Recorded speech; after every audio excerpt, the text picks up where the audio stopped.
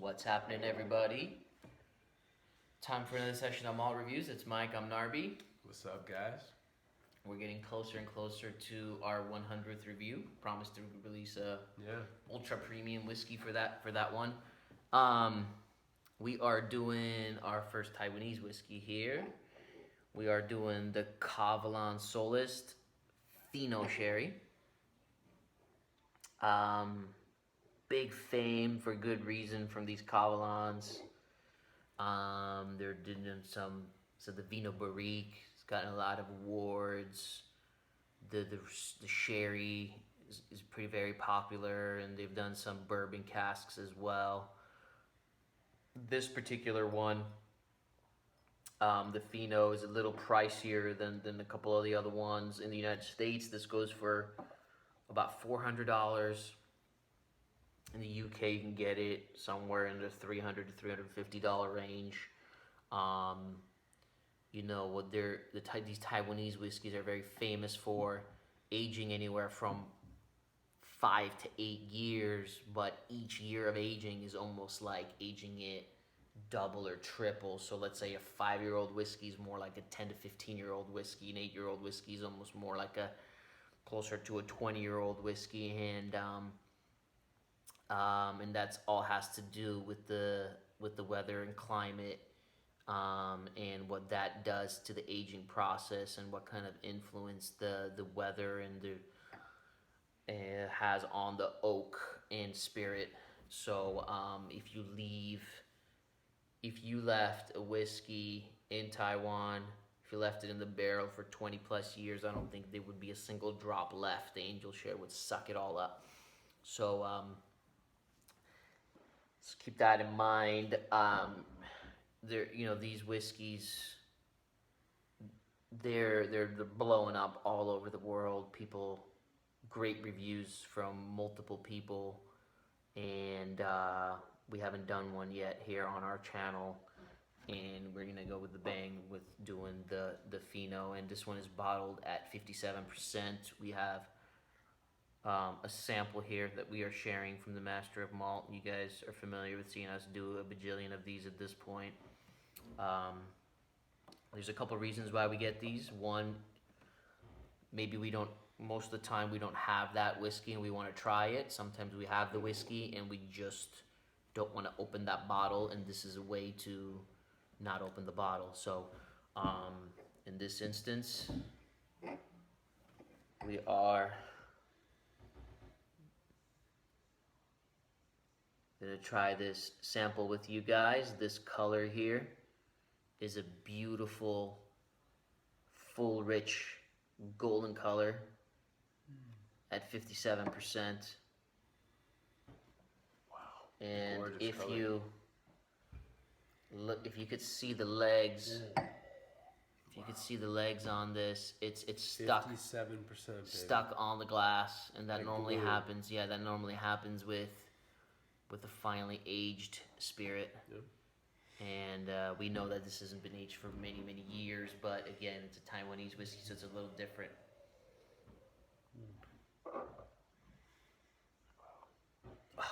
So much goodness in there. It's 57. Breathing for 30 minutes, Yep. and this whiskey needs to breathe for 30 minutes. Definitely.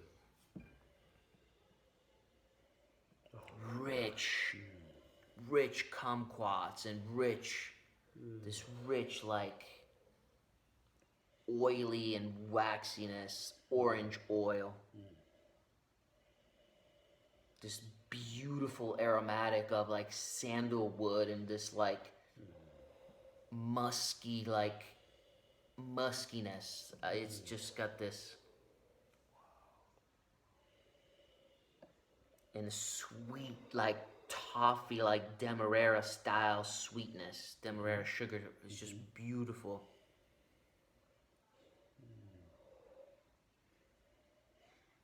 Kind of like you get like kind of like the hard candies that you leave in your mouth and you suck on them, and it's the kind of one where you're supposed to leave it in your mouth and eventually it dissolves, but sometimes it's so yummy you want to chew on it right away.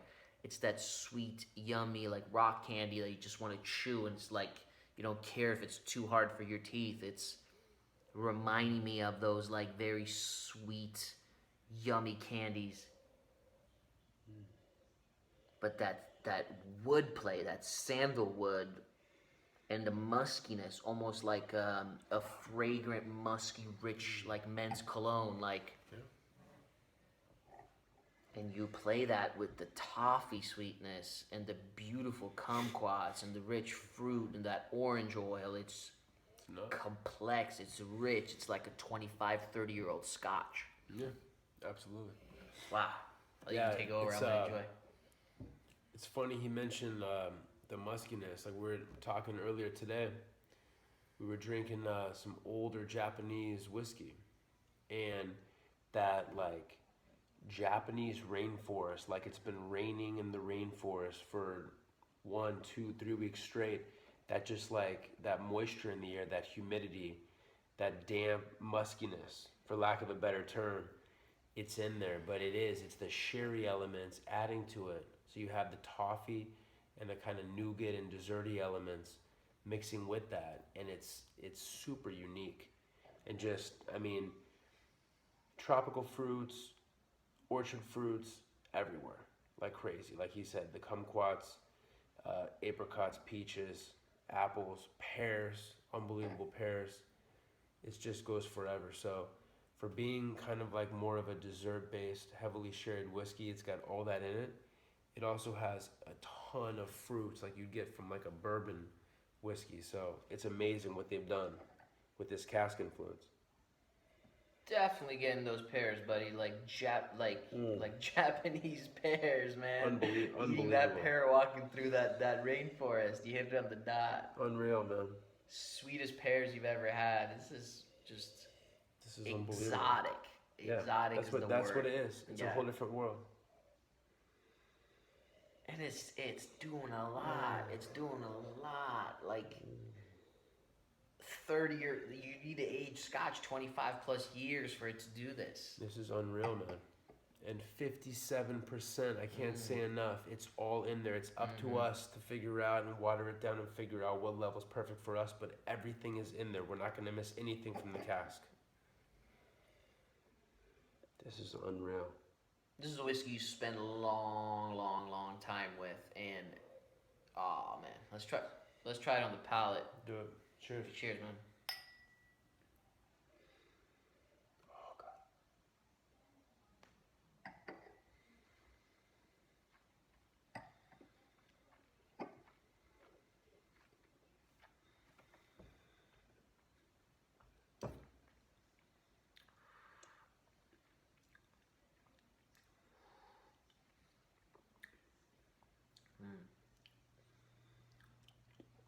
The kumquats, the pear, that orange candy, the lemon candy. Oh my God. Not so much a lemon candy, but definitely citrus candy. Oh, Yummy toffee, that sandalwood. The muskiness, honeys, the pear, the earthiness, that exotic flavor is just really, really there.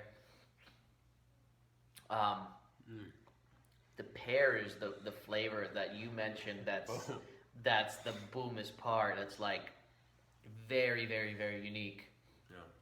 To have that much pear in a whiskey, I'm not used to that at all. So that's the coolest part. It is alcoholic. I'm not gonna lie. So on the palate, I would this probably needs a couple drops of water to kind of mellow out a little bit, but it's not offensive. I'll gladly drink it at this strength, but I would think that on the palate it will improve by lowering this closer to 50%. So let's add a couple drops of cups of water. Absolutely. Would you agree? Absolutely, yeah. No, like he said, when you eat a certain amount of slices of apple and pear, it ends up like being a little drying at the end sometimes, and that's exactly what you're getting here. And it's wonderful. It's like you're drinking whiskey, but no, you're eating just like, dozens of slices of the most amazing apple and pear. And that Japanese rainforest and that earthiness is coming out as well. that damp muskiness is coming out, along with all the other tropical fruits that we talked about earlier. So it's not, of course, as strong in the nose, but it's right there on the palate. I mean, it's very close. I would say I added about, I don't know, about 5 drops of water in each glass. 5, 6 drops of water in each glass to kind of bring this down to around 50%.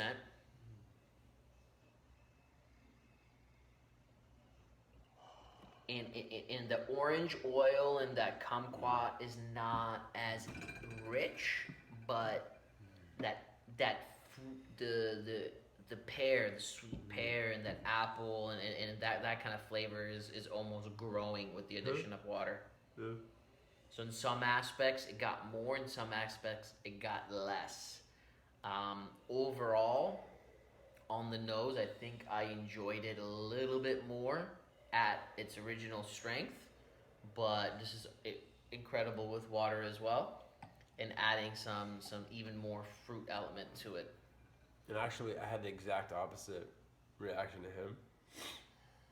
After the water, these crazy exotic tangerines just started blowing up out of the glass. I mean, the apple and pear are still there, but they became in the background.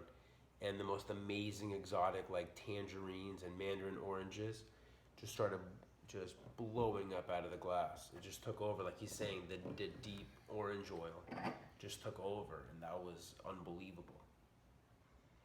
I'm thinking we're gonna enjoy it a little more in the palate with a little water, no? I think so. Let's try it.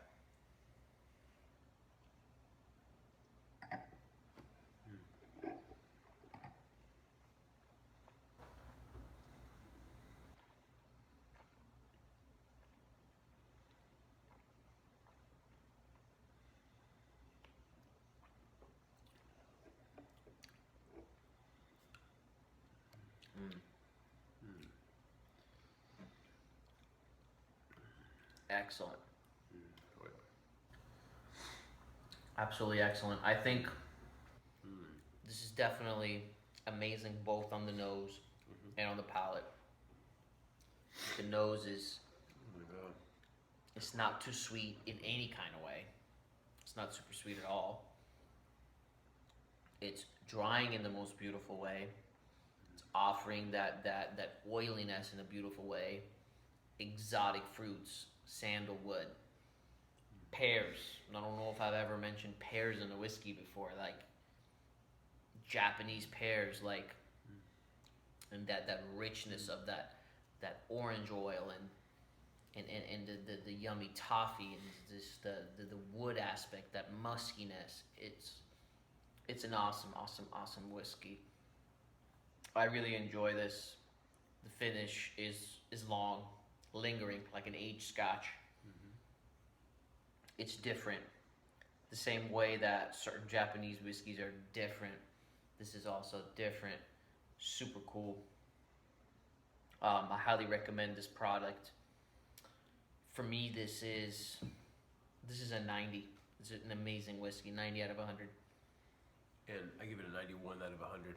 And Yeah. I'm just going to add to it that the more water that we added, at first it was very drying, like I talked about, that drying effect, like you eat a bunch of slices of apple and or really good pear, and it kind of ends up almost being a little drying at the end.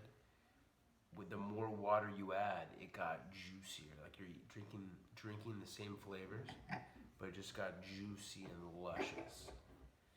And at the same time, after enough time, drying again, so it's just going back and forth. It's just more elements. It's just getting even better mouthfeel than the beginning. It's a wonderful whiskey. Yeah, I'd say this whiskey if you could find it at around $300, it's definitely worth it. At $400, it's in today's market compared to other whiskeys for the unique complexity that you're getting here. I'd say it's still something that's definitely worth considering and is worth it at that price point when you want to compare to other stuff, and just the fact that it's different and it's Crazy special. market. Yeah. So definitely I would consider this as a recommended buy, even though it's an expensive whiskey. So it is that good. All right, you guys. We'll see you guys soon for another malt review, and please subscribe if you haven't done so. If you like our videos, give us a thumbs up. Thanks, man. Take care. Cheers.